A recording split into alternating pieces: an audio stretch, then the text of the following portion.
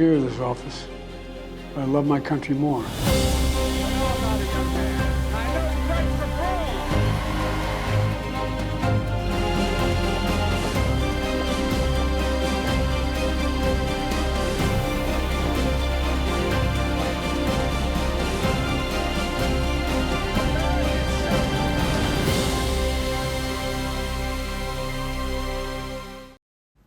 Joe Biden has broken his silence. He quit the presidential race 4 days ago, but after that, nothing. No statement, no reaction, not even an appearance. Many far-right Republicans claim that Biden was dead or in hospital. But on Wednesday, he put those theories to rest. Joe Biden made a speech from the Oval Office. He explained his decision to quit the electoral race. I revere this office, but I love my country more. It's been the honor of my life to serve as your president. But in the defense of democracy, which is at stake, I think it's more important than any title. I believe my record as president, my leadership in the world, my vision for America's future, all merited a second term. But nothing can come in the way of saving our democracy. That includes personal ambition.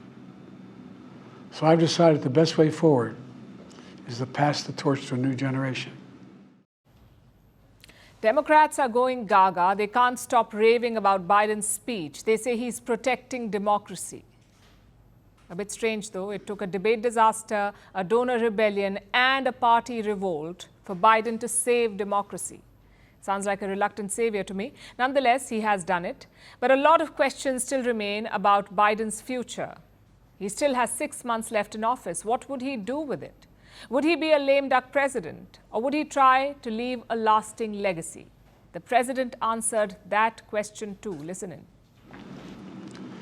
Over the next 6 months, I'll be focused on doing my job as president. That means I'll continue to lower costs for hardworking families, grow our economy.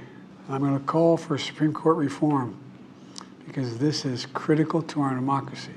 We'll keep rallying a coalition of proud nations to stop Putin from taking over Ukraine and doing more damage.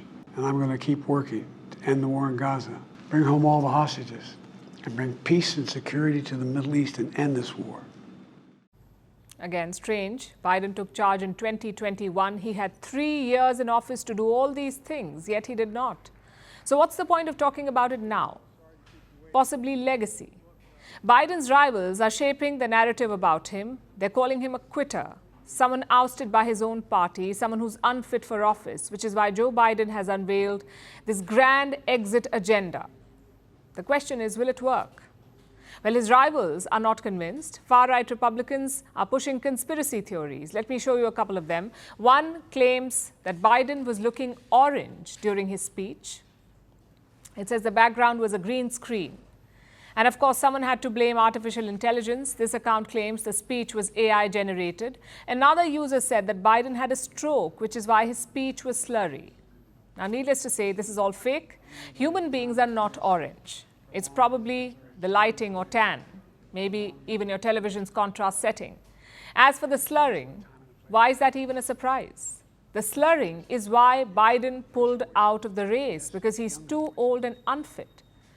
But tell that to conspiracy theorists on X. Their posts are gaining traction on the platform. On Sunday, X had 29,000 posts on Biden's medical condition. 29,000 on Sunday. By Monday, there were 120,000. And by Tuesday, 176,000 posts. Some of these posts had millions of views. And it's not just fringe Trump fans. Even Republican lawmakers are pushing this. So what's the solution? Ideally, the platform should take responsibility.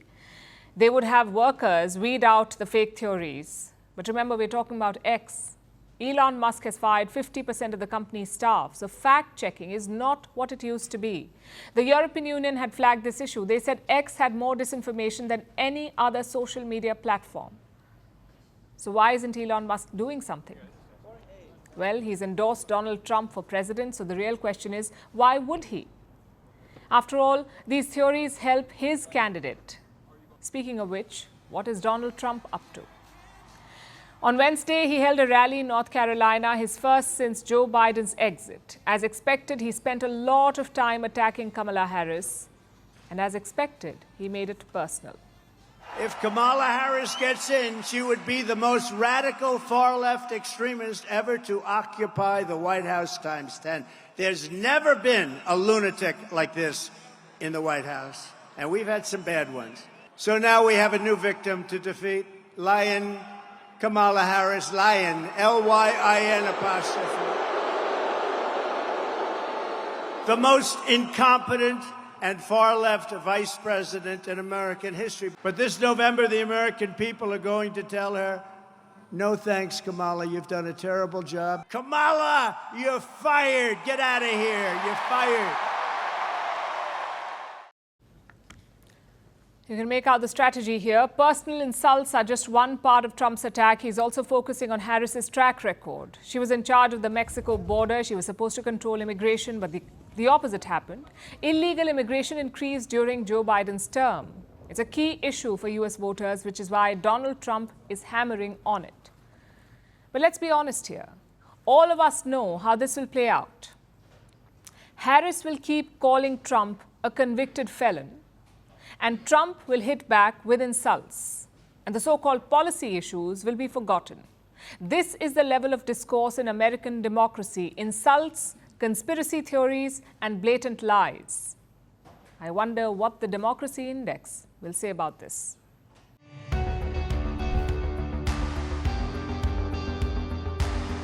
Across continents, one powerful news source. Bringing you diverse perspectives on the issues that matter.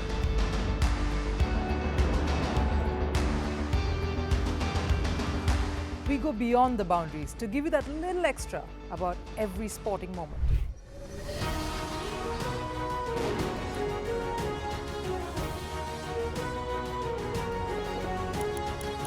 So thank you for making Firstpost 5 million strong.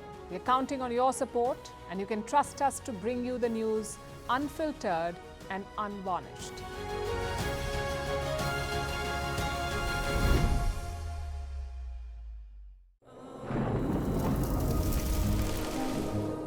Climate change is on our doorstep. It's time for a revolution to take root. And it starts with 1.4 billion Indians. It starts with one tree for humanity, one tree for Mother Earth, one tree for our future. Project One Tree, a News 18 network initiative.